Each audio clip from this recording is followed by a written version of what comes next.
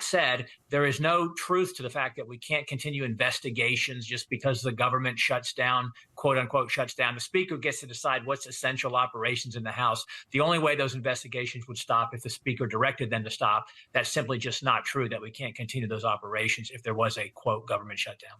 Okay, so let's talk about this, because last week the White House asked Congress, you all, to pass a single short-term measure called a continuing resolution, as you know, a CR, to keep the government open so you guys can continue to essentially have these negotiations about longer-term spending. It sounds like a great idea, but you were on the Freedom Caucus and you all put forth a list of demands and saying, if you meet these demands, then we will sign this continuing resolution. I want to read some of those for our audience. Crackdowns on undocumented immigrants, restart the construction of the border wall, and a vote on an impeachment inquiry into President Biden.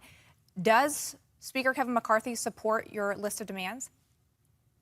Well, I would think that all Republicans would support securing the border, continuing the investigation into President Biden. There's growing evidence that he has been guilty of corruption, influence peddling, and even bribery.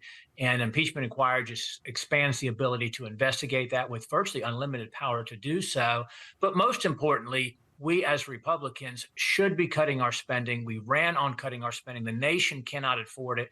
It's the most important responsibility the House has, is the power of the purse. So we need to implement conservative policies that we ran on, and we need to cut our spending, put us on a path towards fiscal responsibility. We cannot betray the trust the American people placed in us when they gave us the majority.